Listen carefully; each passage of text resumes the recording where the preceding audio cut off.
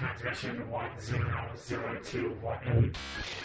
Welcome to Porcelain Peak, a strange and scary podcast covering all things horror and science fiction.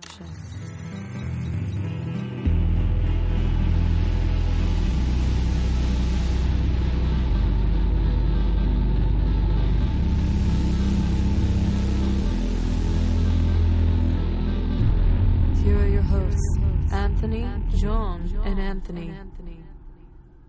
Good evening, good afternoon, or good morning, depending on when you're listening. I'm not biased, but evening works the best. Got to set the mood. You gotta set the mood. Welcome to episode 26 of season 2 of Porcelain Peak. I am your host for this episode, Anthony, and I am joined by John and Anthony. Like Constance said, how my boys doing today? Holding it together, doing everything I can to not turn into a psycho killer at this point. Qu'est-ce que c'est? Yeah, exactly. Not even a portrait of one? Yeah, I mean, I am going to be taking on a larger workload at work, which I appreciate because it's anything that convinces me to get out of bed and put on real clothes and like act like a human. Which up to this point, basically all I had to do that was this, and I'm not even like really dressed. I'm Very naked. Rocking some athleisure today, a little bit of shorts and some tennis shoes, but it's better than pajamas. Fair enough. How are you doing, Silva? Yeah, I have basically spent the last several days doing nothing but moving from my bed to the chair in my bedroom. That's like my big success for the day is like I get to the chair and then I put on something on Shudder. I've just like my watch list, like I was telling you, Anthony, earlier, is going to be lots and lots of stuff from Shudder, lots of fun horror stuff. So that's basically been my life. I've been trying to stay busy because, in the words of a wise man, you either get busy living or you get busy dying. I never heard that before. That's my Morgan Freeman impression. Oh, was it? Morgan Freeman. It required you to say the name for it to come anywhere. Morgan Freeman. All right, we can move on. I don't think we should move on. I think that for the remainder of this episode Should just be a workshop for that impression. Yeah. No, I'm doing pretty well. Just pretty bored, so I'm excited to be here and mainly listen to you guys talk. I am doing all right too. I am excited to tell you guys that if you are fans of YouTube, then we are working on moving the podcast over to YouTube as well. Not just on YouTube. So I know some shows will leave Apple Podcasts. We're sticking on Apple Podcasts and all of our other platforms. We're just adding another platform for your listening pleasure. Yeah, and as far as that goes, the format that we're working with is we're going to be doing something called an audiogram. Basically, you just get a type of audio feedback based on our conversation. So you'll see things, in the audio peak up or they'll go higher depending on our cadence and the like. It should be a little more visually stimulating. We'll have some art and some cool stuff that you'll get to see as far as that goes. But it's mostly just another way if YouTube is your primary platform and it's somewhere where you would be more likely to catch this show, then we want to have that for you as an option. Releasing some of our back catalog there is going to be a little bit of a chore. It's going to take some time just because we have to run all of them through and turn them from just audio files into video files. But if that's the type of place that you like to consume content, like I know at least 2 of the 3 of us, it is definitely a good way to check out our show. Right, and that being said, it is kind of a precursor because eventually we do want to try to do straight visual podcasts in addition to the audio podcast. So it's kind of just a jump start there to get our foot in the door. Hopefully by the time you guys hear this, it's out. And just like everywhere else on the internet, you could find it on YouTube at Porcelain Peak. Yeah, and I think, maybe down the line, this is something where, like, what I try to do with the social media is give you something different on each platform. So, like, on the Facebook, that's where I like to put the news that we discuss. Twitter, I haven't really found what our angle is there yet, but Instagram is where most people, I think, know our social media presence. YouTube, I think, would be fun when we do start getting, like, more video content. If we start doing, like, video skits again or anything like that, those can go up on the YouTube. But I think it really is just going to be another way for people to stumble upon us, which right now is kind of what we are relying on. It's just kind of people stumbling, but we are trying to take a more active role in making sure more people get to hear our lovely, lovely internet voices. And shout out to South Africa, because I know it sounds funny and it's a little bit silly, but we are in the top 200 in the South African TV and film section of podcasts. We're also in the top 20 of movie reviews there as well. We're number 18 in movie reviews in South Africa for podcasts, which is fucking weird. But South Africa, we fucking love you, baby. Yes. Yeah, maybe there's something about like porcelain there. Do we know if like the porcelain trade there is like a pretty big deal? Or We know that something was porcelain there for a long while. Porcelain skin. yeah. Ooh. Anyway, this week we are going to be doing our third horror redemption. John and I finally sat down to watch Henry, Portrait of a Serial Killer, and I watched The Exorcist for the first time, fully sitting down and powering through it. And then after that, we are going to give you guys a list of 3 more horror misses that we are very shameful about, and that'll be for all 3 of us to get Anthony's misses on the board so we can judge him hard. Oh yeah, your it's gonna happen. pastime. But yeah, I'm excited to finally get the last monkey off of the back and get into that secondary list, because it's been, I feel like it's filled in a lot of gaps doing this for both horror and sci-fi in my knowledge base for both of those genres, because there are things that obviously fall by the wayside. Either you're too busy with your regular life when things come out to theaters, or they're just things that you weren't born in the right era for, and now you have to play catch up, which in a lot of situations, that's mostly what I was working with the first time around. This time around, it's going to be probably a little more of like the modern things I should have seen.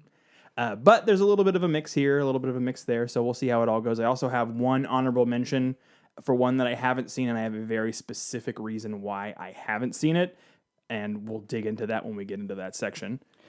Right, so we'll save more of that for when we get to our main discussion, but in the meantime, we'll go ahead and start with some news. This is it, Jennifer. Your big breaking TV. Fuck the prime time, bitch.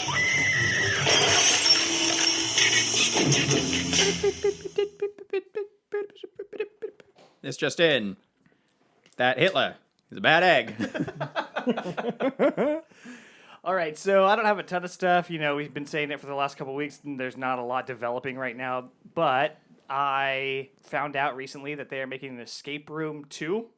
So that's supposed to come out later this year, just like everything else is supposed to come out later this year. It's a sequel to the 2019 Escape Room, which might be confusing because I think there's 3 or 4 movies with the same title that came out all around the same time. Similar concepts too, but we're talking about, I want to say, was it Blum that did that one as well? I believe so, yeah. Yeah, I did a review for it on Entertainment Vortex. That is in the ether somewhere, so you can go check that out on YouTube as well. But it was a movie that I enjoyed. I had a good time with it. It's not great. Like, it was just, for the time of year that it came out in, it was fun. It kind of reminded me a little bit of like competition-based PG-13 Saw-ishness. I had some similarities to that. I thought that the rooms were super inventive and cool, and it gave a little bit of validity to that, especially considering we are a group of people that do enjoy ourselves a nice escape room. But I had a good time with the movie. I would definitely suggest, if it's something you haven't watched, and you can, specifically if you can find a free way to watch it, like if it's on a streaming service right now, check it out. There's no reason not to. You got all the time in the world, baby. In that same vein, there is a movie that is either out now or coming soon. John and I checked the trailer out. That's called Sea Fever. Yeah, so in this one, it looks kind of like The Thing, but in the water. Yeah. From what we could surmise from the trailer. But it's supposed to be pretty decent, so I'm interested to check that out. I think it's a little bit of a cross-genre, but maybe more in the science fiction realm. So it's called Sea Fever? Yeah. Sea Fever. Okay. S-E-A. S-E-A. Gotcha. Yeah. I don't want you to see the fever. Or there's not an A and a B fever before it. Anyway, what about you, John? You got any news? So we talked a couple of weeks ago about Resident Evil 3, and that was... Resi 3, the remake, and that it was gaining some traction. It has cooled down a little bit. It sold a dickload of copies, as it should, because it's gorgeously crafted. But there were a few people who were a little bit upset about some things that got left on the cutting room floor that were in the original game, and that it was a little short, and that in order to close the gap and make it a full $60 title, that they tacked on a serviceable but still not what everybody wanted multiplayer mode on it.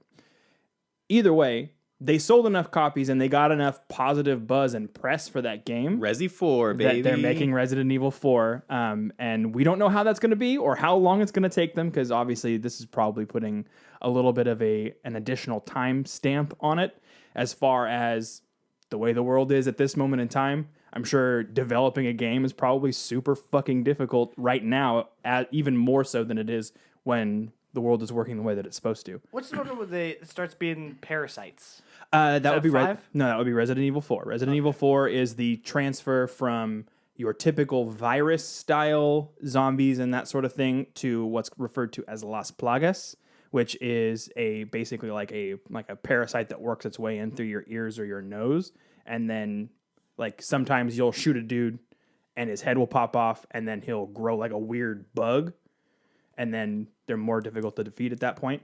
Resident Evil 4 was a huge departure for the series. It was something where they went from what was affectionately referred to as tank controls in the first 3 games and moved to an over-the-shoulder third-person shooter, more action-oriented game. So it's similar to what we're currently getting now with the remakes. But it does move out of some of the typical survival horror style gameplay. So I'm hoping that they kind of steer it back into that territory. I know that there are a lot of people out there who are like, this game doesn't need to be remade. Keep remaking the ones that could use a facelift. A lot of people feel like Resident Evil 4 is perfect as it is, and I disagree, but I understand why you feel that way. I feel like the controls are clunky, and I feel like if they were to update them or just even make them the same ones that are in these last 2 games, it'll be a lot easier to deal with. There are definitely some parts of the story that I could have done without. There's an entire section of the story where you're basically doing a really terrible escort mission, and those fucking suck, and no one likes them. Help me, Leon! Yes. Help me, Leon! Ashley Graham is terrible. Yeah. So the two things I want to say is, one, what I've been hearing mostly on YouTube is that the general consensus is pretty lukewarm to negative for 3, for the reasons that you said. So I haven't really had an interest in checking it out, but I am excited about Resident Evil 4 because that's the game that got me into Resident Evil. I wasn't allowed to play that or Silent Hill when I was a kid because my dad always thought they would be too scary, which he was probably right. Mm-hmm. But when I got older, I had a friend who had 4. And I played it, and I was like, this game is awesome. And I remember the awful escort missions and stuff, but I remember that it kind of had a mix of zombies horror and The Thing style horror, and then body horror stuff. And then the weird, creepy sales shop, what are you buying? What are you selling? It was a big part of my childhood as well. 4 is probably the last one that I finished all the way through. 5 is co-op fun. If you're gonna play a game with a friend sitting next to you, it's a lot of fun, but it is just an action game. It's an action game with a light veneer of similar things from Resident Evil 4. If you're playing it co-op, it works really well and it's fun. But Resident Evil 4, like I said, was a favorite for a lot of people. I was obviously old enough to where Resident Evil 1 was probably too mature for me when I played it, but I played it and it scared the shit out of me and I loved it. And that was another one of the things that helped build me in my horror pedigree. My uncle let me borrow it when it was on PS1, right? Yeah, the OG. And I took it, and one night I was like, I'll play it. And I started playing it, and then it freaked me out, so I put it in, I had a locker in my room, a fake plastic locker, and I put it in there and buried it, and I never touched it again. I don't even know if I gave it back to him. So, which part was the part that scared you? Was it the dogs in the window? I think it was just the cover of the game. Oh, nice. It's what is that? If it was the cover of the game, I'm guessing it was probably the director's cut, because the director's cut was just the side profile of a zombie, which means that you never did actually get to go into the basement and hear the worst music that's ever been in a video game ever, which is another part of my childhood. Very terrible. But I'm excited to see what they do with Resi 4. I would definitely say having dabbled with the 3 remake, I would say for $60, don't buy it. I would say if you can get it for $40, it's worth that. Just because the campaign's a little short doesn't mean there isn't replay value, doesn't mean there aren't things that you can do, and doesn't mean that it's not a beautiful cinematic experience, because it plays out like a fucking movie. I would definitely say it has a lot of the puzzles and the typical things you would get from Resident Evil, but it's a little faster paced than something like Resident Evil 2. Resident Evil 2, I would say if you can buy that for $40 or $60, still buy it. Resident Evil 3, if you can get it for $40, that's a good price for that game. All right, good to know. Thank you, John, for that extensive piece on the Resident Evil remake series. I'm going to throw it over to you, Silva. You got any news for us today? Oh boy, do I. Yeah, you guys on Quibi? So I have not touched Quibi yet. You guys Quibbies? I've You heard Quivers? I've heard that Quibi I've is. seen the commercial for it. I've heard that Quibi is, we'll say, rough. So this was a big thing. I mean, most people probably know this strictly if you watched the Super Bowl, because the huge majority of the Super Bowl commercials were for this Quibi thing. The basic premise, and I don't know how much sense it actually makes in the long term, but it's interesting, is that it's basically a streaming service like a Netflix or whatever, but the shows are like 5 to 10 minutes long, and they're created in a way where you can watch them both in landscape and in portrait mode on your phone, and the experience is equally as put together and like interesting. Yeah, there'll be other things that you can't see from just your typical landscape variety. You have to turn it to portrait in order to get other sections of the image, but you can turn it like in real time, kind of like that old Snapchat filter, where you can kind of turn it and you'll get more of the picture one way or the other. So I downloaded this the other day just because I was like, I'll check it out in case it gets big or whatever. And right now they're offering a 90-day free trial. I'm not 100% sure. It might be like $9.99 a month or something like that after. Went on it, immediately went to the search function and looked up horror, and there was nothing. And I was like, cool, not interested. Got off the app. Well, maybe that's what we need to start doing. So the cool news is that, as if the gods were answering me themselves, we got a Sam Raimi project that just dropped on Quibi. It's called 50 States of Fright, I believe. 50 States of Fright. And it is produced and partially written by Sam Raimi and his brother Ivan. And the premise is that they are these short, like 5 to 10 minute episodes about real, like true life horror stories based in each of the 50 states. That's cool. And the first episode is directed by Raimi, and it's called The Golden Arm or The Golden Hand, set in Michigan. So I checked out like a few seconds of it, and it seemed like it was pretty cool. It has Rachel Brosnahan from a show that I really like called The Marvelous Mrs. Maisel. But yeah, once that popped on there, I was like, cool, now there's actually something interesting on here that I want to check out. I thought Guillermo had some content that was supposed to be headed that way as well. Yeah, I mean, I don't really know. I mean, I don't know a lot about this app. It was just like I was looking up news for the show, and then this popped up, and immediately I was like, well, that's really a really big coincidence, because I was literally like 2 days ago like, oh, no horror, not interested. And now they have this whole horror thing. So I'm excited to see, because I think horror is a genre where this could end up being a really cool way to put out your material. Yeah, we've seen some pretty good shorts. Like the original Lights Out short is relatively short, and it's fucking scary, dude. Well, and you could base entire like jump scares and stuff around whether the phone's in portrait or landscape. Yeah. Like you could have stuff hiding in the frame that the person might not even see entirely unless they're in a certain viewing mode. So I think there's a lot of really cool potential for horror. So I'm definitely going to check out the Sam Raimi thing. Again, I think it's called 50 States of Fright. It's on Quibi. So if you want to download the app and start like the 90-day free trial, you can check that out and let us know what you think about it. Awesome. All right. So that is going to wrap it up for news. We hope that you enjoyed that segment. But now, the moment that we are all waiting for, John, if you will, it is trivia. Trivia! Remix trivia. Trivia. Here's how we play. I ask a question. If you get it right, Steve lives. Please don't do this. Come on, it'll be fun. Please. It's an easy category. Please. Movie trivia.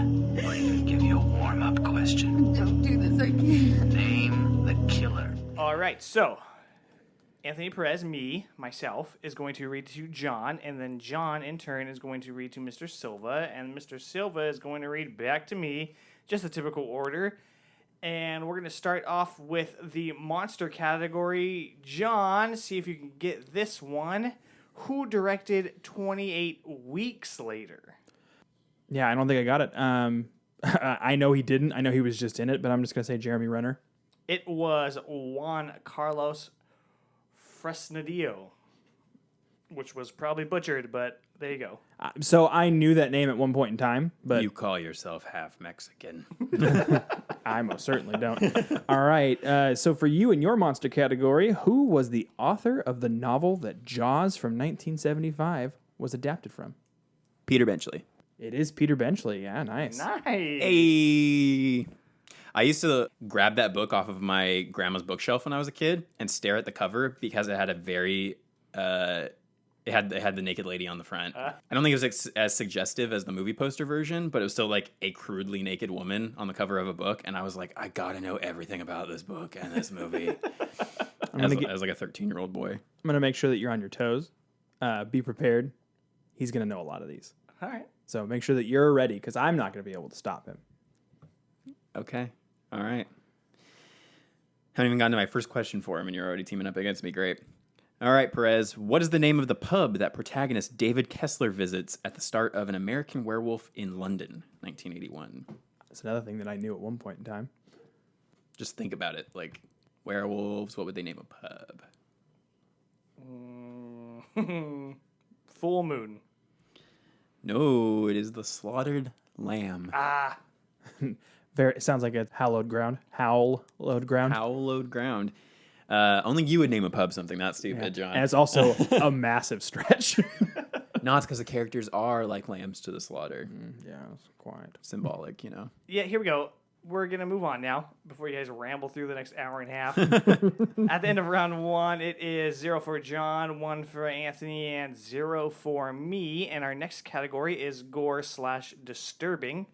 John, in Freaks from 32, what is the name of the circus strongman that trapeze artist Cleopatra conspires with to murder Hans? So I haven't seen Freaks. I'm going to be real on that one. So I'm going to say... Old Todd Browning, as we talked about last week. Yeah, we definitely did talk about Todd. And no, that was 2 weeks ago that we talked about Todd Browning. Good old Todd. I'm going to say Hercules. Yeah. It's right? Yeah. You said Cleopatra, and I just thought... You Mythical, heard, historical. You heard an Egyptian name and you thought Roman. Yeah, I mean that's as good a guess as any. Fucking, I've had some stellar guesses in the last 4 weeks. Yeah, luck counts, you know. It definitely does. You saw the fucking card. No, I can't read the card from that distance. You know I'm blind as a fucking bat. All right, Hostel Part 3 from 2011 changes the primary location of the film series from Slovakia to what American city? I didn't know they made 3 of those. I knew they made 3. I knew they made 3, but I've only seen the first. Hot take. Not a fan. Of Hostel? Yes. Yeah, that's not a hot take. Hostel's not good. A lot of people fucking love that movie, and I don't get it. Hostel is an entirely different conversation, but That is true. Let's save that for another episode. Yeah. Hostel 3, though. What city was it set in? New Orleans. It was in Las Vegas, the city of sin, baby. I didn't know that. I was trying to think of see that? where that kind of thing would happen. Perez, In the Hills Have Eyes from 2006. What Californian city is the Carter family traveling to? Los Angeles. Ooh, so close geographically. It's San Diego, Damn it. Saints Diego. which also means a whale's vagina. Vagina. Vagina. I don't think that's true. All right, at the end of that round, that puts John at 1, Anthony at 1, and me still at 0. Looks like I'm not getting the crown back today as we move on to psychological. Mr. John, in Dr. Jekyll and Mr. Hyde from 1931, how many actors portrayed Jekyll and Hyde? Oh. I mean, I want to say 1, but I'm going to say 3. The correct answer is 1. God damn it. Damn. God Actor damn it. Frederick March performs both roles. Damn, Daniel. I should have fucking gone with my gut on that one. That one I knew and then guessed something else instead because my guess has been hot. Should have gone with your tummy spasms. Yeah. Boom, boom, boom, boom, boom. What is the name of the hotel the Torrance family are caretakers to in The Shining from 1980? The Overlook Hotel. It is the Overlook Hotel. Please. Yeah. This is, like I said, this is what I was telling you to prepare for. We're about to get hit with a fucking onslaught. Whatever. Let's go. Perez in The House of the Devil from 2009. What Academy Award nominated director played Megan, the best friend of protagonist Samantha Hughes? Sophia Coppola. Ooh, so close. It was Greta Gerwig. Was it Greta? Yeah. She didn't win? I thought she won. Oh, maybe not by the time this was made. Probably not, yeah. Because didn't she win for Lady Bird? Did she win for Lady Bird, or did Lady Bird win for something else? I don't think that she won for Fuck, Lady dude, I was Bird. going to say Greta. Damn it. See, when you said Sophia, I was like, pretty close, like, stylistically, yeah. Bitch. All right, well, that puts John at 1, Anthony at 2, and me at 0. Oh, John, here's your paranormal clue. What is the gender of the child the Baxters lose at the beginning of Don't Look Now from 1973? Is it male? It is female. Yeah, like I said, that one I haven't seen. So 50-50. It's a rough game. Yeah, it's a rough game. I feel like Don't Look Now should be on that list of movies from trivia that we haven't seen. True. That's very true. Yeah. Future episode. In Annabelle from 2014, Annabelle is both a person and what inanimate object? A little dolly. A doll.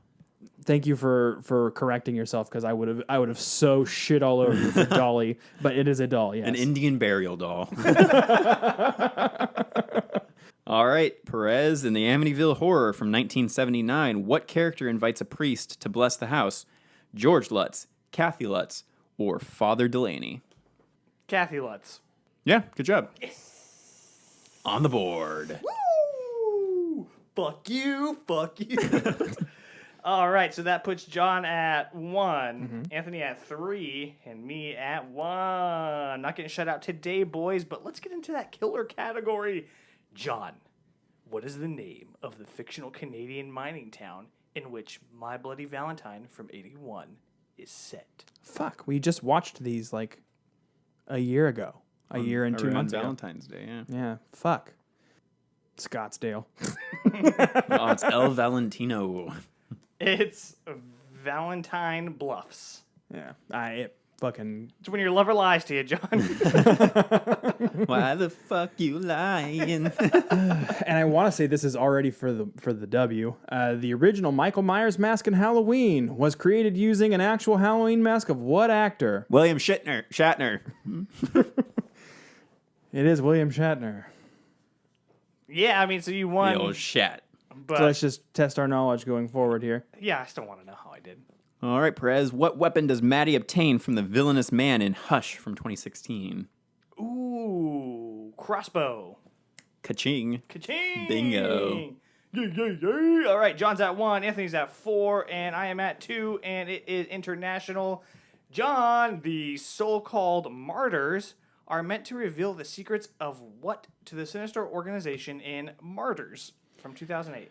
I have not seen Martyrs. I have heard of Martyrs. I'm going to say it's the secrets of religion. It is the afterlife. So close enough. All right. In The Host from 2006, of what sport is Namju an acclaimed champion? Actually, I haven't seen The Host.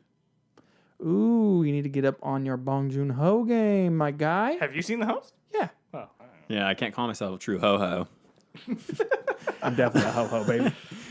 What's a sport little girls are good at? Because I was going to say lacrosse. My guess is going... Such an off the wall fucking guess. Baseball. It is archery. Damn. Archery. Cool. Perez, as part... nice. As part of a hazing ritual in Raw from 2016, protagonist Justine is forced to eat the raw kidney of what animal? Didn't we have this question? It's just a differently worded version But it of was the like, what same part of this animal did she have to eat? Yeah. Yeah. Fuck. Was it a bunny? It was a rabbit. Oh, Good yes. job. Nice.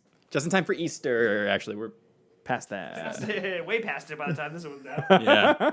All right, so Anthony wins the trivia. I hit it with second the best, and then John is in third this week. Third the nerd. I knew it. All right, that's going to wrap it up for our openers. If you guys enjoyed those segments, then hit that subscribe button so you never miss out on any of them. But now is the time for us to redeem ourselves. Horror Redemption Part 3! I know this steak doesn't exist. I know that when I put it in my mouth, the Matrix is telling my brain that it is juicy and delicious. After 9 years, you know what I realize?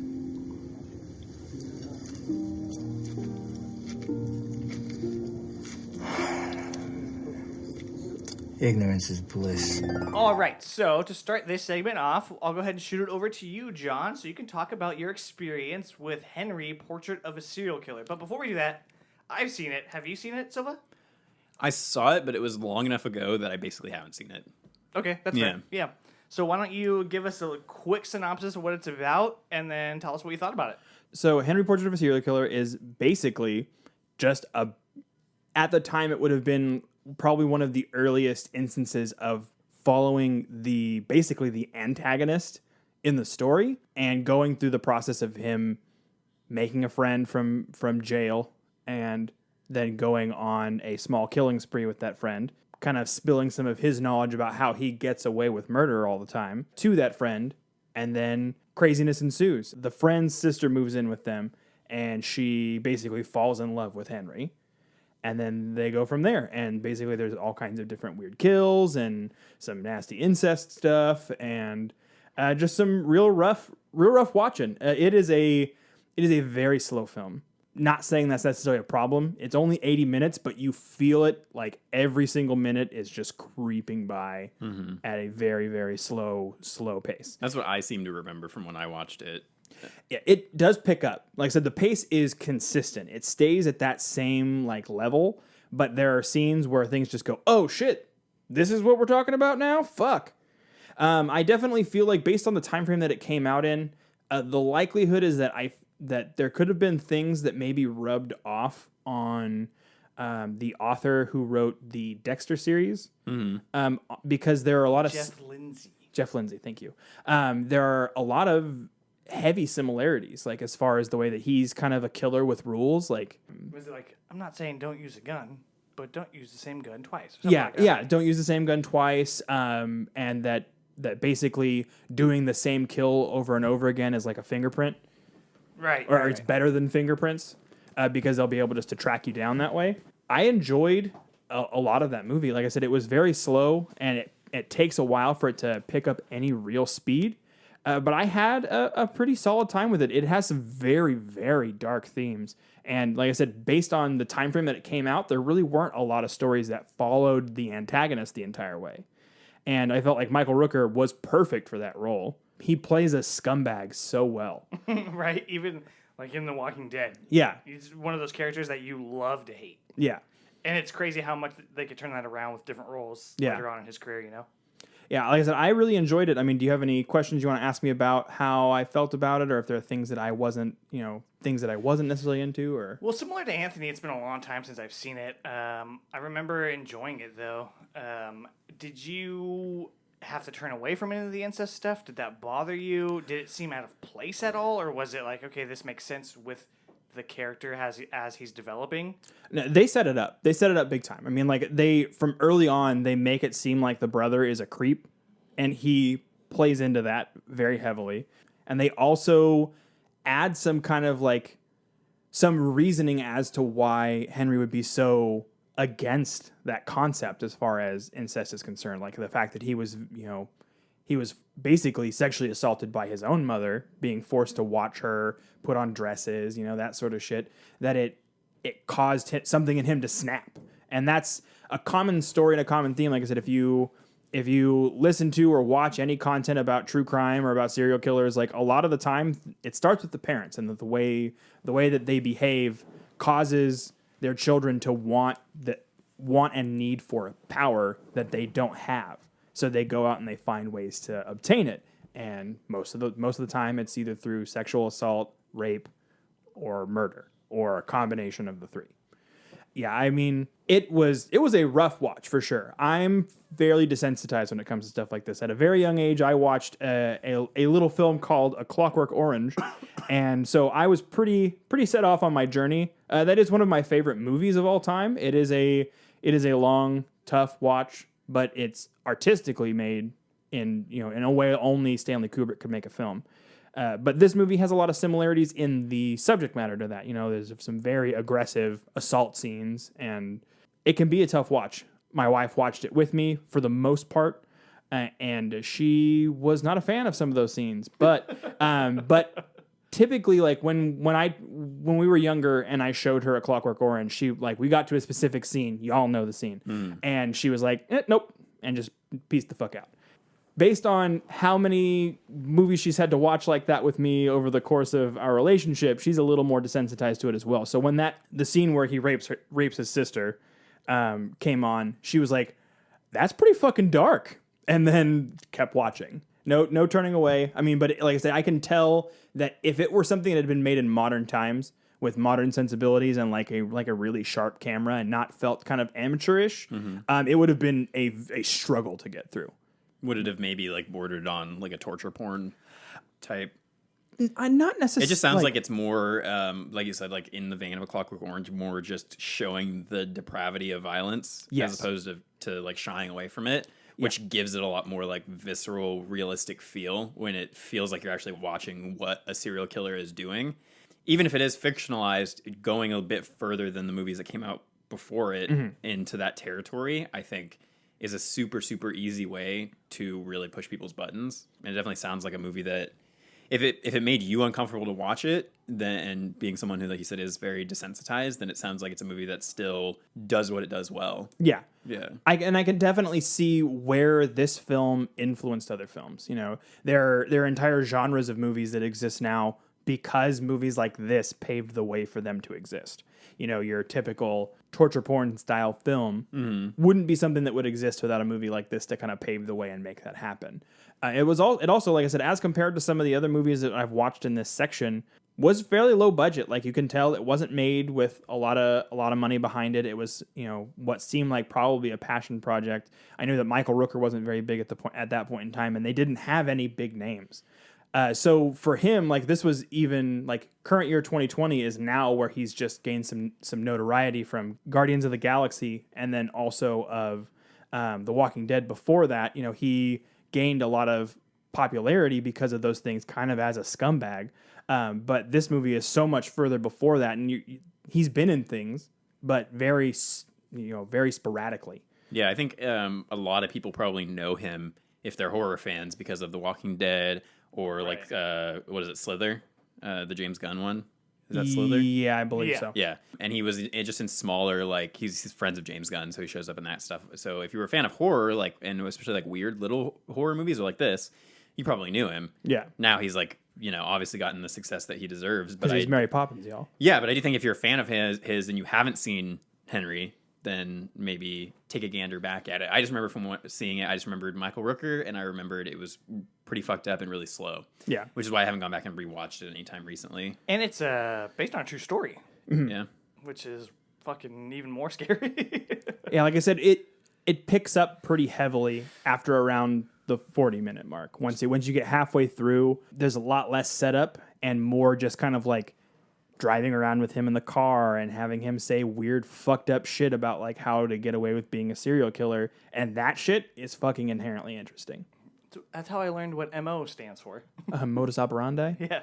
Let me ask you this. So later, you're going to give us 3 new shameful misses from the horror genre. What put Henry at the bottom of your first list and before these 3? Because this isn't a movie that a lot of people have seen, or one of those ones that people are like, I gotta see Henry. You know what I mean? Even for horror fans. Yeah. Yeah, I was going to ask a similar question just in what made you...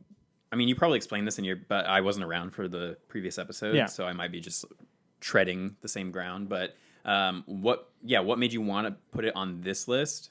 in the first place, and then how do you feel now in its like standing as like a top tier horror movie or whatever, like a must see horror movie? Yeah. How do you feel? Like, do you feel like you needed to have seen it now, or could you have skipped it and it wouldn't have really impacted your like big larger picture of horror movies? So my reasoning initially was, obviously, like I said, it's on a lot of lists. It's further down on some of them, but I mean, like if you look at a top 50 or top 100, this movie's on that list, and it's for good reason. Like I said, it does what a Halloween or Nightmare for the slasher genre, it does that for other sections of horror. And I feel like it's something where when I saw it, when I finished watching it, there were things that I was like, oh, this is like this movie. And that's where that movie got that influence from. It's an influential film because it was something that was small budget. It was something that was pushed forward by the people who made it. And it's something that ended up being bigger than the sum of its parts because of how small in scope it is. And I feel like it was an interesting film. It tied into a lot of my personal interest as far as like true crime and that sort of thing. And I definitely like that I've seen it. Is it the best movie I've ever seen? Not by a long shot. Is it a staple that I think a lot of people, especially if they're into horror, should see? Yes, definitely. I think that it's worth watching. It's not a long watch. It feels longer than it actually is, but that's not a bad thing. I feel like there are other movie makers who've chosen to make things that are purposefully difficult to watch that have taken a lot of influence from something like Henry. Cool. Very good answer. Yeah, definitely. That's what I was looking for. Yeah, for sure. All right, so final question. Would you watch it again?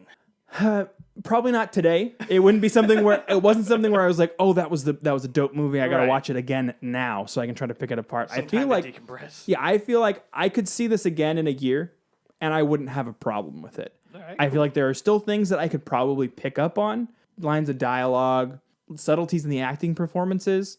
Those types of things were definitely things that, you don't necessarily focus on because you're busy watching just a bunch of dead bodies all the time. Like, just like middle of dialogue cuts away to just a scene of some woman splayed out on a couch with a tit hanging out and a fucking electrical cord around her throat. Like, it is almost like a borderline snuff film, and it feels very real aside from the neck snapping scenes. Those ones I'm like, I don't know. It seems like a very inefficient way to kill someone. Follow-up question. Would you watch Henry 2, Portrait of a Serial Killer? Probably not. I think I'm going to go ahead and skip that one because I can only imagine what it is. Alrighty, John. Sounds like you had a pretty good time with this movie. What would you rate it on a scale of 1 splayed out chick with her tit popped out?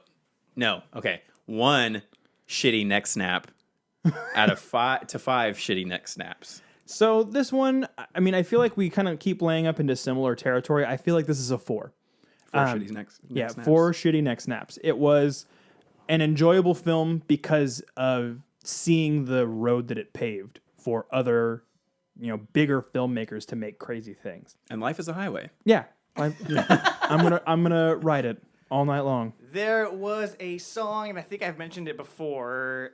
I don't know if it was a metal song or some screamo song, but they had a clip from this movie in it, and it was the whole like it's your fingerprint or whatever, and don't use a gun and all that stuff between him and Otis. Mm-hmm. And I fucking cannot remember what that damn song was, but it has the whole quote. Yeah. So I sent out my feelers. So hopefully by the end of the episode, I can let you guys know, even though you probably don't give a shit.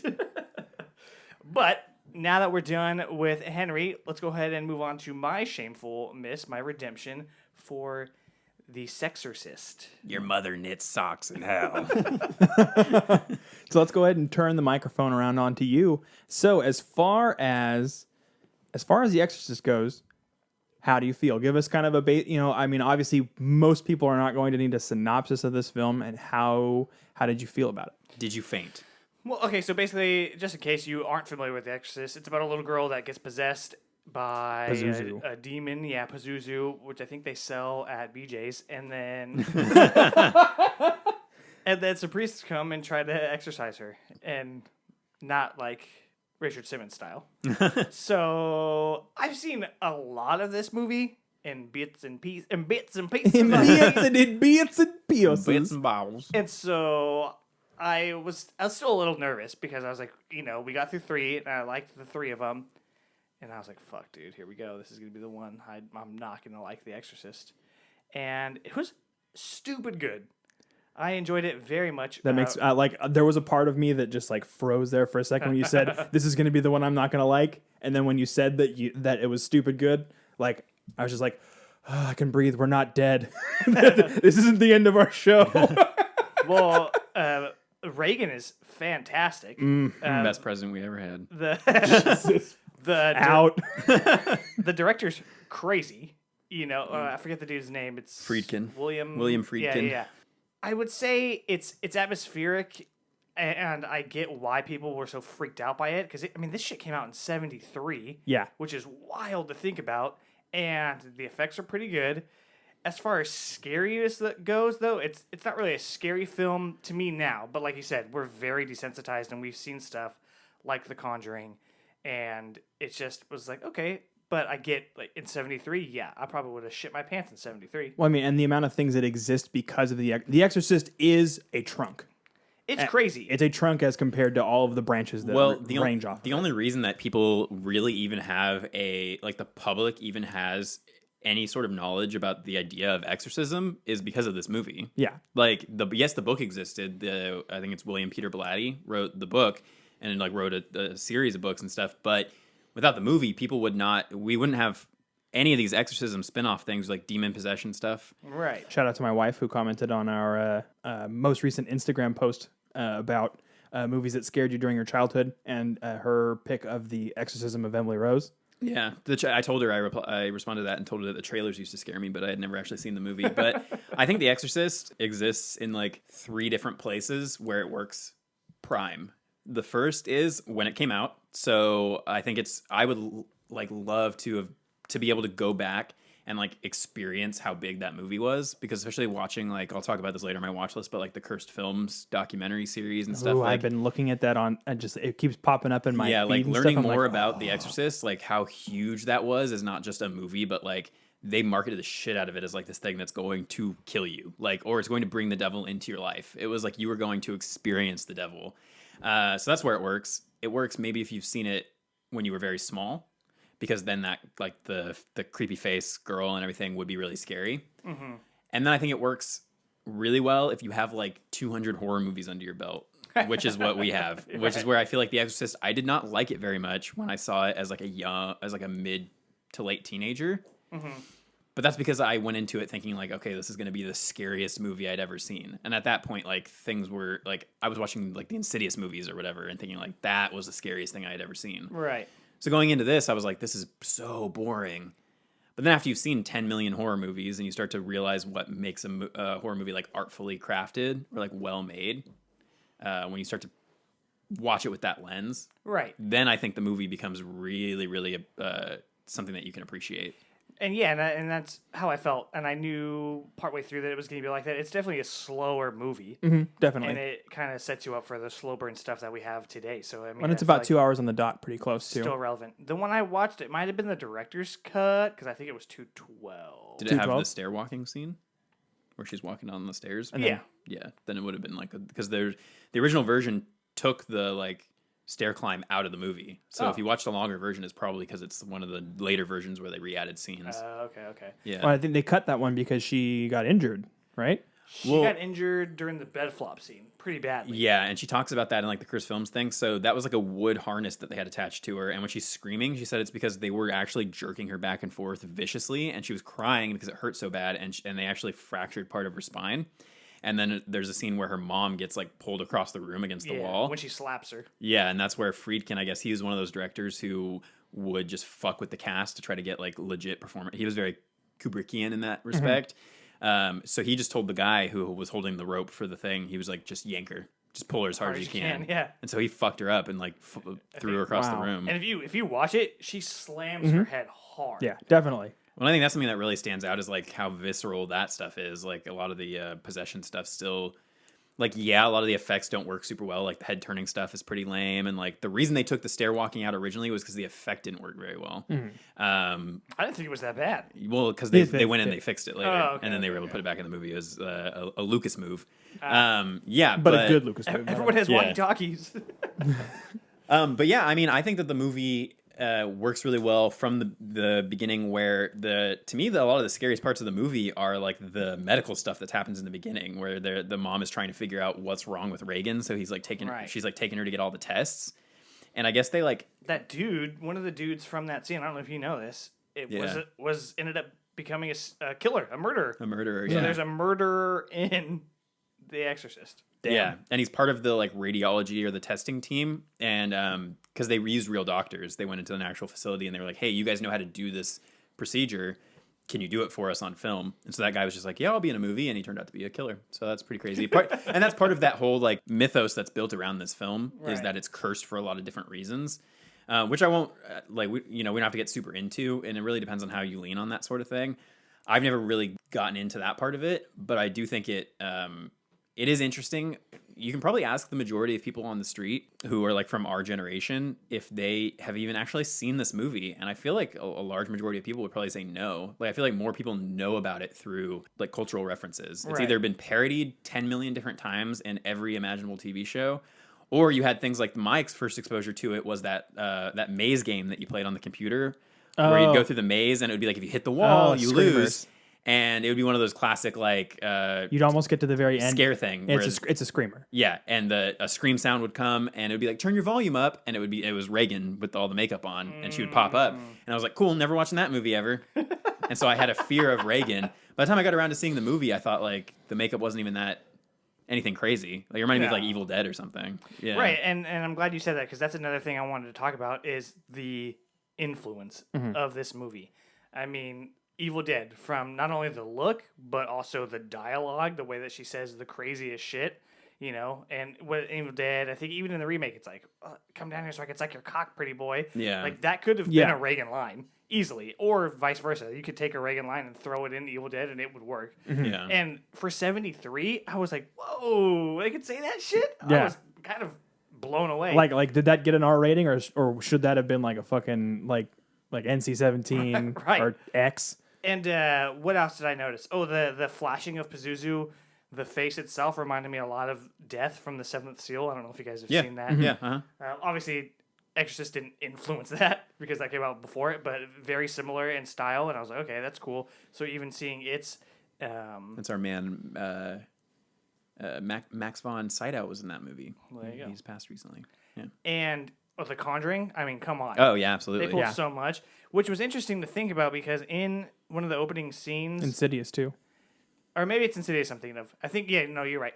We see at the beginning of Insidious, there's that clock, and then it stops, right? And that's Insidious' way of telling us this is a demon, Yeah. right? Yeah. Which is super cool, because that's what happens in The Exorcist. Yeah. And so it's like, here, it's an homage, and it's giving you a little, like, foreshadowing. And I was like, dude, that's fucking dope. Well, it reminds me a lot. The Exorcist reminds me a lot of a movie like Dracula or something, where it's like, or like Night of the Living Dead, where like our conception of what a specific like horror thing is almost completely based on the mythology created by one movie. So like Right. vampires, all of the mythology is basically back to like Dracula, even if it's Yeah. like the book, but like the mythology about their weaknesses and things like that, what they can do, their powers, that all roots back to like a specific thing. And then Night of the Living Dead, like zombies were like a Haitian hypnotism thing. And Yeah. then Romero was like, no, they're resurrected dead bodies and they'll eat people. Boom. Now we have zombies. And this is what people think of when they think of like, that must Demon be what possession. it's like to be possessed by a demon. And it also, now it's very popular in haunted house movies to have the big twist be it's not a ghost. Like that was Insidious' thing where it's like, Yeah. it's not a ghost, it's a demon. And I Yeah. feel like that comes from The Exorcist, where it's like, Yeah. you thought ghosts were scary? No, like the devil is going to come into your house and you can't get away from him. Like, Well, it's also very similar if you look back. If you're making like a Mount Rushmore to horror and taking one person from each type of genre, I mean, you'd have things like Dracula. You'd have things like a zombie from probably like Bub or something. Yeah. Not from Day. Bub is dope, but you definitely have you'd have like Norman Bates, and then you'd have Reagan. I mean, Yeah. because so many things branch off of that particular influence. It's insane to think of how many movies that things like that have touched. I mean, even if you go into parodies and comedy, like it's been in almost every animated TV show you can think of, like adult themed animated TV show, a scary movie, shit. Things like Beetlejuice wouldn't exist if it wasn't for The Exorcist. Well, even Constantine, right? Doesn't Constantine start off in like a European or like Middle Eastern country? Mm-hmm. And they have to go and they get, I think the dagger, right, comes from there. Yeah. Mm-hmm. That's how Exorcist opens. And I was even thinking of The Mummy. You know what I mean? It's like this movie influenced a lot of shit. And so that, for me, was such an enjoyable experience. It is a little bit long, and some parts of it are slower than others. But, I mean, it's not a bad experience. And I liked the stair crawling scene. I thought it looked fine. It didn't throw me off or anything. Yeah. And when we see that shit all the time. I think J-horror took that to a new level. Mm-hmm. Oh yeah, It's so many of definitely those things branched in wouldn't. there. So many of those things wouldn't exist. You wouldn't have Even like Hereditary, right? Yeah. Yeah. Oh, the attic. That's what I wanted to bring up. The stuff going on in the attic. Hereditary. We just saw that recently with Invisible Man. Like Yeah. the idea of the attic and something up there. So, oh, fuck. That's straight from The Exorcist. Yeah. Yeah. Which is wild. And so I think that Ari definitely seen this movie when he made Hereditary. Oh yeah. Because Yeah. there's so much stuff, and I was like, okay, they did that. Hereditary did that. Hereditary jocked that. Well, yeah. Now you have so many things that are like riffs on it, as opposed to like because there are some movies like The Exorcist or like Jaws where it seems like they've had their myriad of pretty shitty sequels to both franchises, except for Exorcist 3, which I think is a lot of people would argue is maybe even better than the original. I disagree, but I think it's pretty darn good. Yeah. But they haven't been like just straight up remade. And there are a lot of reasons for that. But I think like, That's so weird, right? Like, how Yeah. do they not remake The Exorcist? Well, I think it's just because the things that work about those specific movies are things that a remake is not going to help or do anything to recapture. Like the reason Jaws is successful, and people will say this a million times, and I'm frankly sick of hearing about it, is the shark. Everybody knows the shark didn't work, so Jaws is successful because they had to improvise. And like I feel like The Exorcist, probably a lot of it, because it is like the practical herking jerking people around and the mythos built around it and all that, like you can't really recapture that with a remake. And now it's been done 10 million times. So if you went and redid The Exorcist, that's the thing that I feel I was worried about with you, and then I worry about with people going to watch The Exorcist who have seen The Exorcism of Emily Rose and The Last Exorcism and all these other movies.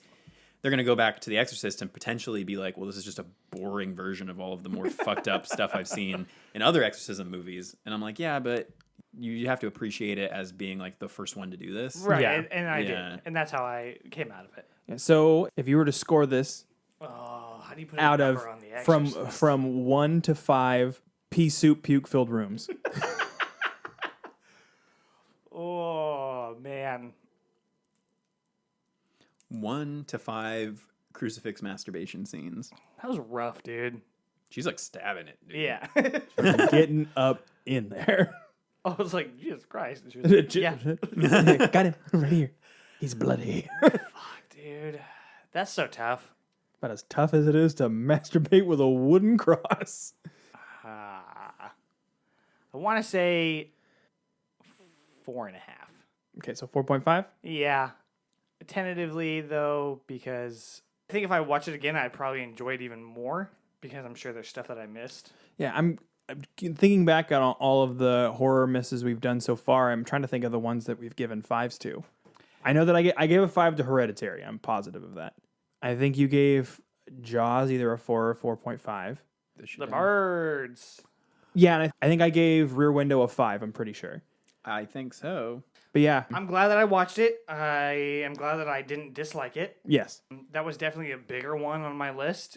Especially, I mean, the other two were big too. I guess all three of mine were pretty big, but that one was like, dude, how the fuck have you not seen The Exorcist? But at the same time, I think it's like what you were saying, Silva, where it's like, well, people know enough of that movie that you almost don't need to see it. It's almost 100% where two of my 3 like horror movies on my list are coming directly from that like syndrome where it's like, oh, I've seen almost this entire movie through osmosis. Right. So I've just avoided going and sitting down and watching it, which is not fair. It's like saying like that you really love an album and you've heard like the singles off of it.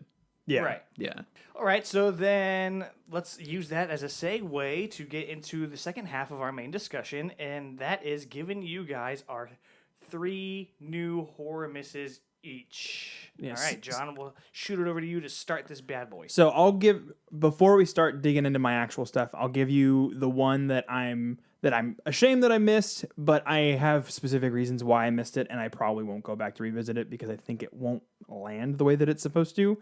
I've never seen the others, and the reason why I am your daughter. It's because it's this scary movie. the only reason is because I know what happens. I know Yeah. It's Sixth Sense. I know It's that. like, if Yeah, you've seen it, like, I know the twist, and it got spoiled for me very early. So it's like at that point, I'm like, is it going to have the same impact for me? You know, I would need opinions. Like, is this something I should go back and watch at some point in time? I would have to rewatch it because it's been I've heard it's great, and but it all predicated based on that. And knowing that Nicole Kidman is a Scientologist the entire time, like, it does put a different spin on the whole thing. It's a different wrinkle. Oh yeah. So yeah, maybe we'll just revisit that and let you know. But what do you got on your real Mrs. Lists? All right, so my real Mrs. List is this. The first one is a smaller project, but it is newer. It is The Invitation. Ooh, love it. Yeah, so good. I've One of heard my recent favos. Yeah, so I've heard that it's very, very good, and that it's something completely different, and it has a very original feel to it. And it's not the guy from Upgrade. Yeah, I would say, yeah. Something Green, Austin Green or something. Logan Marshall Green. Logan Marshall Green. He's one of those yeah. 3 namers. Yeah. Yeah, I really enjoyed his performance in Upgrade, and that was part of the reason why I wanted to go back to check this one out.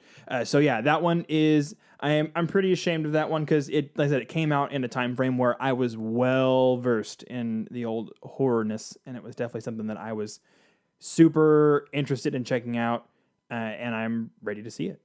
All right, that sounds good. Yeah. And I was not expecting that, but that's yeah. I mean, it's good. You're gonna like it. Yeah, It's slower, but I mean, worthwhile. you know I don't mind that. How about you? What's your first? We'll go to Silva last since this is his. My introduction. So I was combing through the horror realm, as some people might probably not say, and I had a hard time coming up with just 3. I ended up coming up with like 8. Yeah, I have a long list as well. So I will say, starting off, that I have not seen The Bride of Frankenstein. Ooh, I just added that to my favorites on Letterboxd. Almost at all. I mean, I know what The Bride looks like, and I've seen most of Frankenstein. I watched it from a film class when I was like 19, and so I don't feel shameful about that. But yeah, this one, and this is supposed to be better, right? This is the one that everyone goes to as like, oh, did you guys see Bride? So I have not seen that. Yeah, I think that as much as I love Frankenstein, my Frankenstein tattoo face is specifically from Bride of Frankenstein because I think that is the better movie. I think that's like the all-time classic. Yeah, I think thinking back to movies in general, that's the one that I think of as like the big one. Yeah, it's because it takes the creature's character development farther. It does have the infinitely iconic bride. Just it feels like a more complete movie. Mm-hmm. Feels like a more complete vision. So yeah, I think that it is definitely something that you will enjoy. Well, yeah, there's definitely a reason why Frankenstein has been revisited in so many different mediums by so many different people and so many different creators, and nobody touches Bride. Yeah, that's a good point. And that's one of those movies too where the first movie, the original Frankenstein, has been the basis for most of what we've seen since. Yeah. You know what I mean? I mean, there's some that try to stay closer to Shelley's vision. I Frankenstein, yeah. All right, Silva, what's your number 1? I'm going to go with a movie that I can't really put my finger on why I never got around to watching it, but Rosemary's Baby. Rosemary's Baby. Yeah, that's a good one. This is one where, like I was saying earlier, I think the reason that I haven't watched it is because I basically know the whole movie. Like, I know what have you done to its eyes, mm-hmm. like what the reveal of the movie is. And I've seen enough scenes from it in like, masterful horror, like video essays type stuff that I've seen a huge portion of the movie. But coming from somebody like Roman Polanski, despite his sordid personal life and legal affairs, coming from a director like that, I feel like it's something that I should sit down and actually watch. I know, like, it's iconic because of More than one reason. a ton of Yeah. a million reasons, and it's another one of those things where so much of what we watch in horror now is making reference to Rosemary's Baby. Yeah. And it helped spawn off that whole same craze that, like, The Omen, The Exorcist, and Rosemary, like that whole satanic panic type, like, devil theme. And I think that it's something that I'll really enjoy sitting down and watching it, even though I'll know it'll give me, like, what's going to happen. It'll give me more time to focus on the actual craftsmanship of the movie. So I'm excited to check it out for that reason. I think the performances are going to be the things that are going to kind of catch you off guard, especially for that era. Yeah. Because a lot of the time, performances were pretty one note and the same, and this one has a lot of layers. Cool. I'm excited to watch it. What about you, John? What's your number 2? All right, my number 2, we've kind of touched on it a little bit in previous episodes due to some rough areas in the trivia category. I've never seen Phantasm.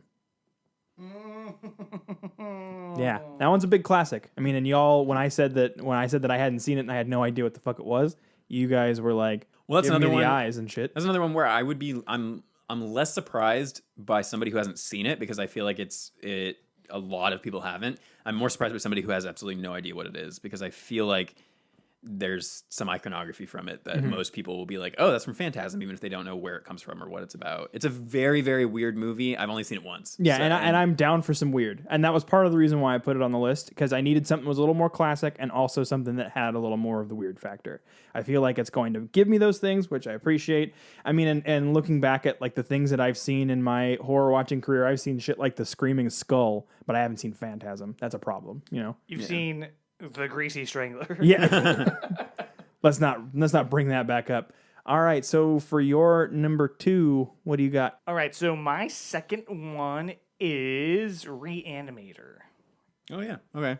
So this is one that I've always wanted to watch. I think I've even put it on once or twice, but just haven't been in the mood. I'm pretty sure it's Lovecraft. Yeah. And I know there's 2 or 3 sequels to it and everything, and I've only heard good things. I don't know anybody who doesn't like Reanimator. I just never got around to it. I think it's on Shudder. Yeah, it's something where it'll be a lot of people's introduction, I think, to that style of movie, because if you don't know what you're getting into, it's very weird, because it's super campy, really goofy, very over the top and gory, and that was the style that he decided to take those movies in. Sign me up. Yeah, so it's, if you go in with that attitude of, like, this is going to be more of a Little Shop of Horrors type, like, goof show with some, like, cool fucked up horror stuff, then I think you'll really like it, and then go on to watch, like, From Beyond, which is even ballsier, and then if you want to get real crazy, check out Castle Freak, which is one of my favorites. Is it all by the same director? Yeah, it's all Stuart Gordon, who I mentioned recently passed away within the last couple weeks. So I think it's a good time to go back and revisit Reanimator if you are a person who hasn't seen it, because it's really fun. Yeah, so that's my number 2, and I would say that's probably one of the ones I'm most excited about, especially now based off your synopsis. I feel like we went to similar places with our 2 to try to find something that was kind of weird and off the wall a little bit. That's just one that I've always been interested in seeing. What do you got for number 2? For my number 2, I'm going with Carrie, because Carrie is, once again, a movie that I know I feel like I know front to back. I've seen the remake, which is sad. And I saw that just because somebody had it on TV. Like, I was hanging out at somebody's house, and they were like, oh, you want to watch Carrie? And I was like, sure. And then they put on the new version, and I was like, I guess this is what we're watching. Yeah. I'm doing my best Chloe Grace Moretz impression. Yeah. So, yeah. Stop it. This movie, obviously, ultra iconic if you are a fan of movies in general, but also of horror. I've heard so much about how well shot and put together this movie is. I love Sissy Spacek. De Palma's a genius, dude. Yeah, and it's De Palma, which is another reason why I'm like, okay, like, I love these visually stunning, like, on top of all those things, films. On top of all those things, King. It's King, yeah.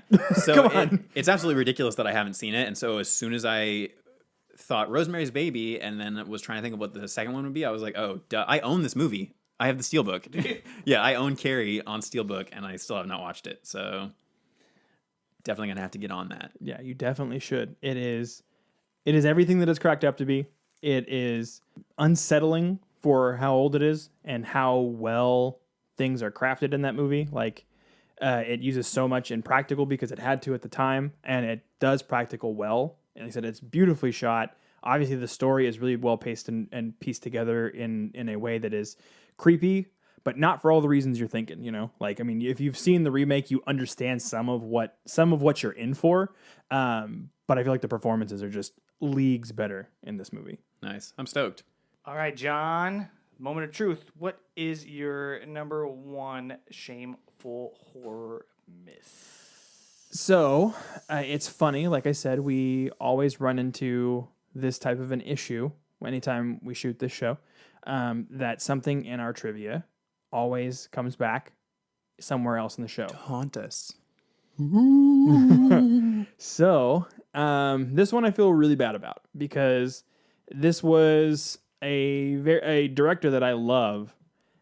Basically his coming out party. Like this is like he'd made some cool things before this, but this was the thing that was like, oh, this dude's really got what it takes. And I've seen, I think, just about everything else in his filmography. Pretty darn close too. But I have not seen Hush. Oh. I'm jealous. I wish I could see that movie for the first time again. Yeah, that's a good one. I recommended it to one of my coworkers once, and she told me she turned it off because she couldn't take it. Oh, wow. And I was like, whoa, really? Yeah. Because some of the stuff's pretty gruesome. Yeah, I'm very stoked. Obviously, I enjoy myself a nice Flanagan shenanigan. There it is. But like I said, everything else he's done in his career, even things like Absentia. Like Absentia was a little piece of shit indie movie that I fucking really had a great time with. For everything that it tried to be before he had the money or the power to make it happen. And now he's big time shit. Making cool shows and making borderline blockbuster films. I am super stoked to see his career go in the direction that it is. But like I said, I know that this is widely considered to be like his real first crack at it. And I'm excited to get to make that happen, get to actually finally watch it for the first time. Yeah, it's a ton of fun, and it's definitely one of those movies that I could watch even now, even though I've seen it, I could watch it without picking up my phone once. I feel like it's paced really well, like it's acted very well. And it takes a slasher, and we've already talked about how slashers really aren't that scary anymore. It is a little bit scary in parts, and it does something new with the genre that we just don't see very often. And it works. Yeah, it's great. It's definitely a blend of a couple genres, but it's so good. I think you're really gonna like it. All right, Silva, what's your number one most shameful horror miss? I'm going to go a little bit more contemporary with this one, just to mix it up. Not too contemporary, though. I'm going with Let the Right One In. You haven't seen have you seen Let Me In? I've seen Let Me In, which is another bummer. sad example. Like this list, I did not realize when I was putting it together was the list where I get to embarrass myself in front of listeners by saying that I've seen the shitty remakes to things. Don't worry, I've seen the original Nightmare on Elm Street. Not only have you seen the shitty remakes, but specifically the shitty remakes that Chloe Grace Moretz is in. Yeah, right? That's a very strange coincidence. I hadn't thought about that. So That is it's weird. very weird, yeah. And it's a much smaller scale in this instance. Yeah. Let Me In is basically shot for shot. But Let the Right One In is just more atmospheric. It's more intense. Well, what's the dude's name? Like Curasotis or whatever, the guy that's in it. Like I think it's the detective or the cop or something that's in the remake.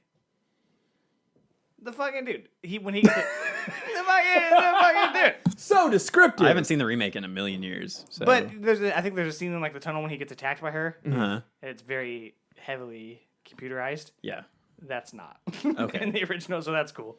It's just more crafty with the way that it's made. Yeah, the remake's not bad. It's just unnecessary. Well, and that's Yeah. the reason that specifically for this movie, I've gone so long without seeing it is because I've heard that general consensus from And you people. just want to push the... Well, is that the remake is basically just shot for shot the same thing, just done not as well, but not bad. It's not like where it's like a Nightmare on Elm Street where if I had seen the remake, Carrie. people would be like, "What the fuck are you doing? Go watch the original."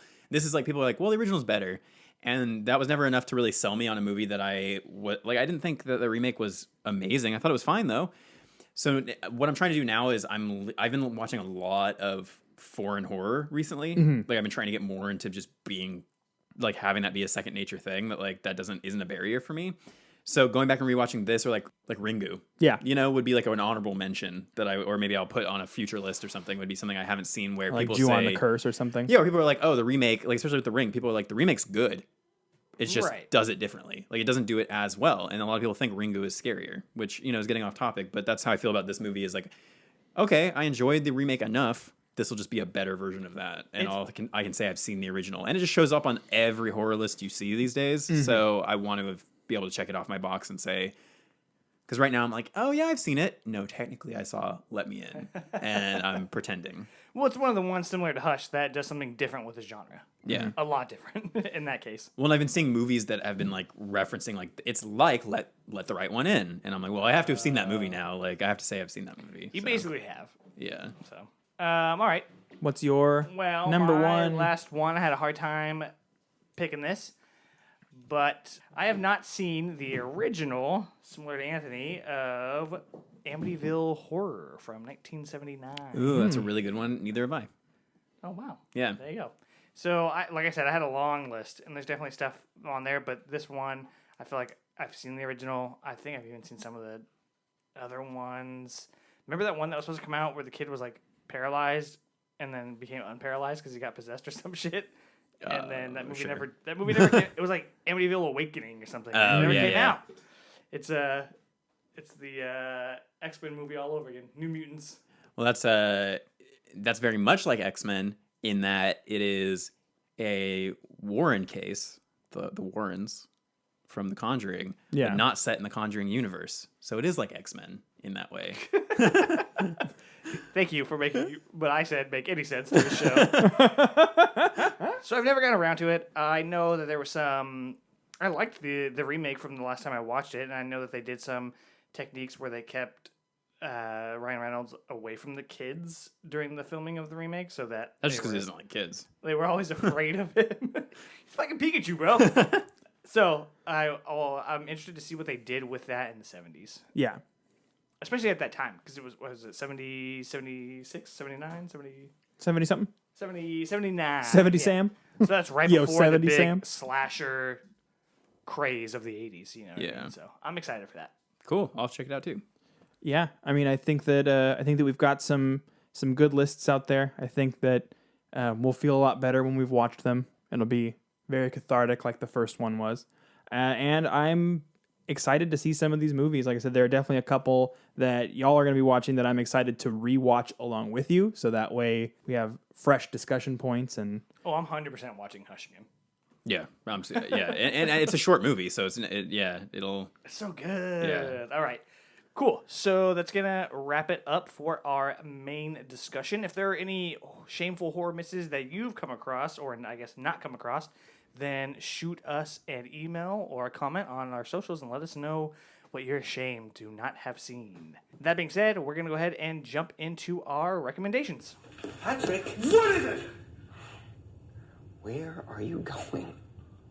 I've got to return some videotape. I watched a bunch of stuff. I was off this previous week, so I sat down and in one day and watched not only one but two escape room movies. So I watched No Escape Room, which was on Sci-Fi, and then I watched Escape Room, which is the one that we talked about earlier, getting a sequel.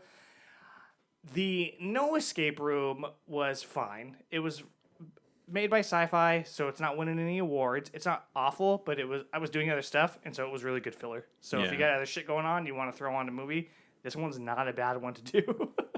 As far as Escape Room goes, like John was saying, it's decent.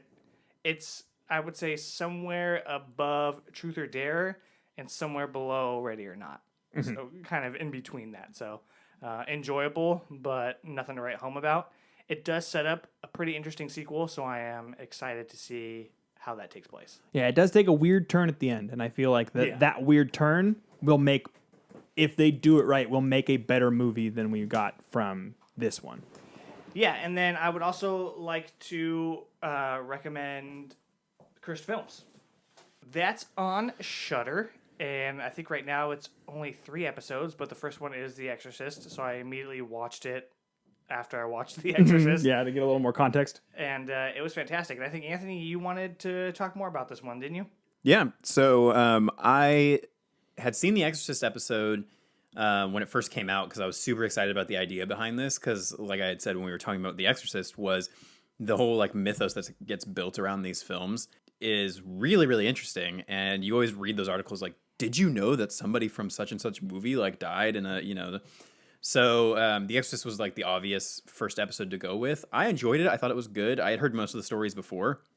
It was actually the next 2 episodes, which are The Omen and Poltergeist, that I thought were really, really fascinating. Those are movies that I know less about, but that I know have these big stories around them.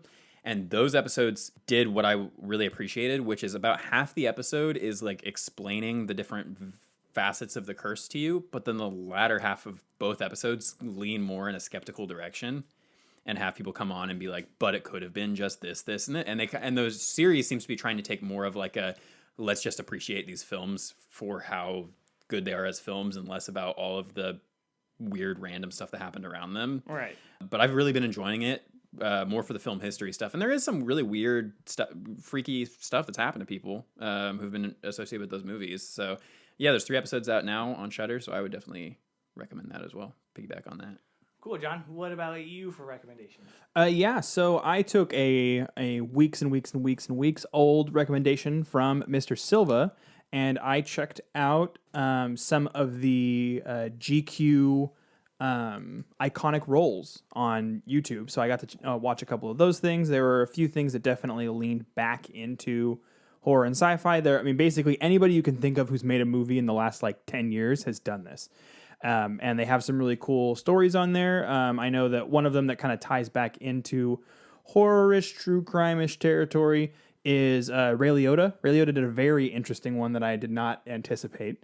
Obviously, he's been in things like Goodfellas, which is a true story about some pretty gnarly crimes. Mm-hmm. But he was also in a movie that ties back to some other stuff we were talking about recently called The Iceman, which is the movie about Richard Kuklinski, who was a notorious sociopathic mafia hitman. And it was, a lot of those things were super interesting. Like I said, it was one of those things where we were up super late. It was already like 11 o'clock. And those things most of the time are like 30 to 45 minutes. And we just kept putting them on and couldn't go to sleep at all. We were like by 3 o'clock, we're like, all right, we have to fucking shut this off. Otherwise, we're never going to get any fucking sleep. Yeah. And then on top of that, I'm also currently thumbing my way through the last book on the left, which is from the last podcast on the left, guys.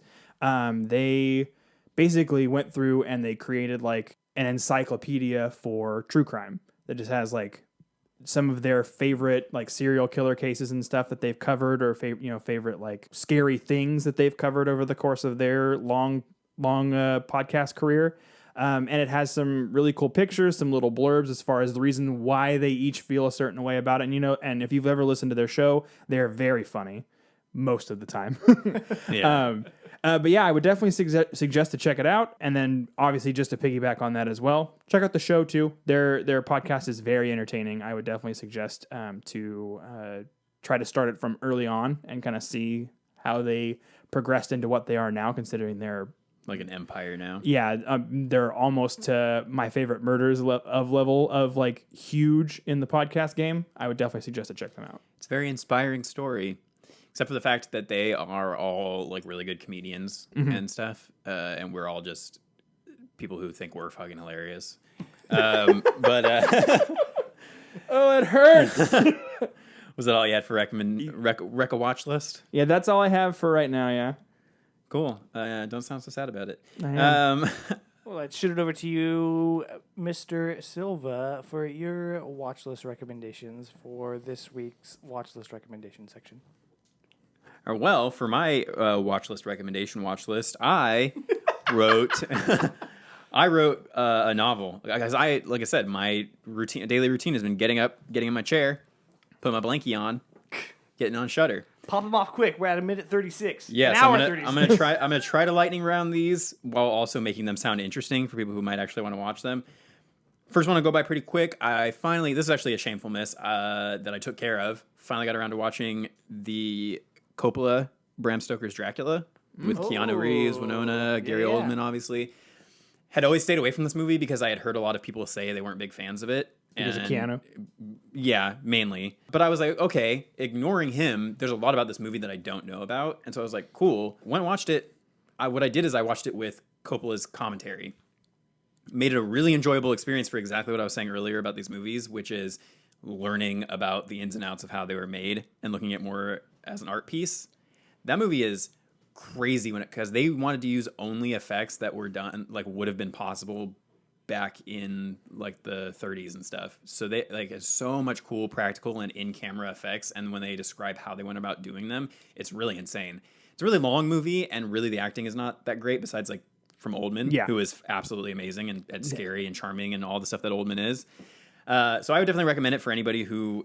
I'd recommend the commentary more. Watch it with the commentary. I think you might enjoy it. That is on the Blu-ray, if you can pick that up. Some things on Shudder that I want to rattle off super quick. I checked out the rest of Creepshow. Tight. And I would definitely recommend it because there are some pretty good creepy stories on there. I would say that it reminded me a lot of the new Twilight Zone in how hit or miss it was. Some stories I was like, what the fuck? But for the most part... they were really goofy and fun, and I had to keep in mind like that the original movie is a horror comedy, so like you got to go in knowing that it's gonna be pretty ridiculous, and it is. They have a whole episode where DJ Qualls is like narrating to the screen, and he's like raising a baby alien that he found. It's a bit strange stuff. But that sounds tight. They do a lot of really cool like comic book style filmmaking and a lot of really cool like little storytelling things. So Creepshow, there's a show that I think you guys will really like that you should definitely check out. A couple. This one is a Shudder exclusive. It's called The Core. Yeah, I've seen it all. You've seen it? Cool. I wish that they made more, but they did like the random Danzig one and then quit. Yeah. So The Core, for anybody who doesn't know, is a Shudder basically horror talk show. And to me, it was very funny, really informative. They just bring in a bunch of experts. They'll usually have a theme around the episodes. They do like vampires, zombies, all that stuff. Then they have a makeup effects artist come on and show you how to do makeup effects. They'll blow somebody's head up and then show you how they did it. It's super cool. Yeah, and then they go into like all these different movies, and it was really weird because the movies they were going into were reflecting like conversations I was having in real life. So they have a whole episode that has Elijah Wood and the guys from Spectre Vision, and they talk all about the Greasy Strangler for like half the episode. But there's that, and then something that I think you guys would super be into that I definitely want to recommend because we don't talk as much, I feel like, about science fiction as we do about horror. Shut your mouth. And that is a Shudder show called James Cameron's Story of Science Fiction. Have you seen this? Have you heard about this? No. I've seen it on there. It's fantastic. It's super good.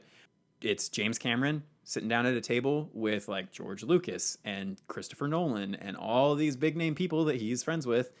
And he sits down with all these big industry experts, and they basically go through like the history of science fiction, and they talk about all these big science fiction movies and they have like a theme per episode. They'd have an aliens episode, a robots episode.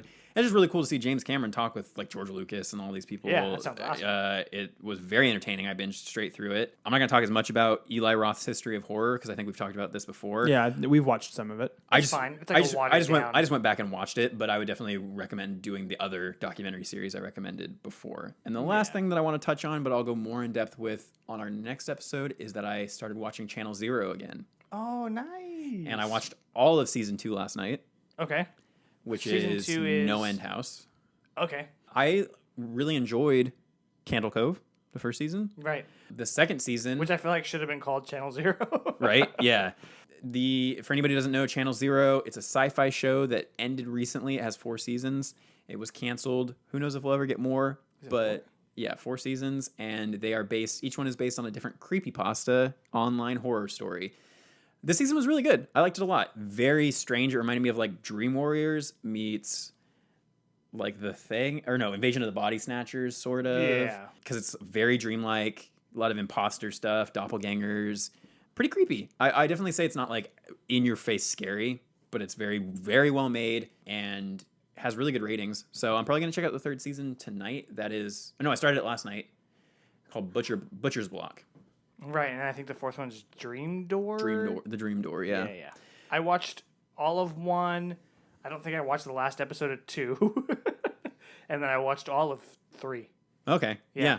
I just Um, figured it was, it's one of those things that it's gotten super good ratings. It's a horror thing. I don't know why I haven't watched it. So Yeah. I figured each season only has 6 episodes. So that's the end of my recommendations. So I think I'll talk more about Channel Zero next recording session because I'll probably be done with the rest of the show by then. Cool. Yeah, I forgot one I wanted to mention. It's also on Shudder. It is called Monster Party. It's a little cheesy, but it's about a group of teenagers that are trying to heist some house, and it turns out that the house is a dinner party with a bunch of reformed serial killers that are trying to not kill, and then things go awry. Like I said, a little corny in parts, but pretty gruesome and not a bad time. So I recommend that too. Next week, we are going to be talking about some true crime goodness. It's been a couple months since the last time we jumped into that. So we are going to be talking about Texarkana, the town that dreaded sundown inspiration. Yes, the Moonlight Murders, also known as that. So I believe there's a original movie and a remake, maybe a sequel at some point to that. So check that movie out if you want to learn more about these, and tune in next week so you can learn all about the true crime aspect of it, not just the film version of it. Other than that, that's going to wrap it up for this week's episode. We hope that you enjoyed that redemption. I sure did. I'm glad to get that monkey off my back. I want to give a special shout out to South Africa. Yeah! Let's sing the national anthem. Oh, South. I don't know. And America, if you can get in line, that would be rad. Let's get this bad boy up to that number 20 spot. I'd be all right with that. Yeah. But that's the end. So this has been Porcelain Peak, episode 26 of season 2. I've been Anthony. I've been John. And I've been everyone's favorite internet darling, Anthony. If you're hearing this, check out the new episode of Here Be Monsters. And thanks for listening. We'll see you next week. Keep it creepy.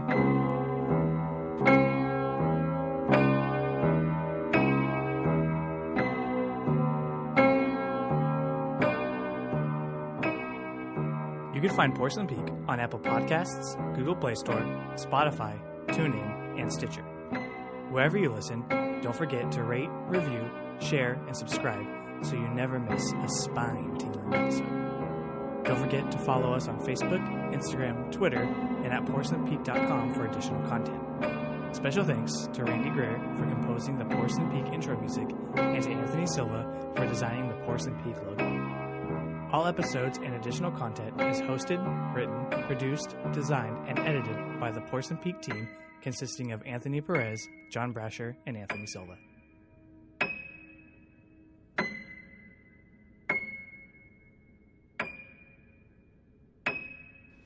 This has been Weirdos for a Weirdos production.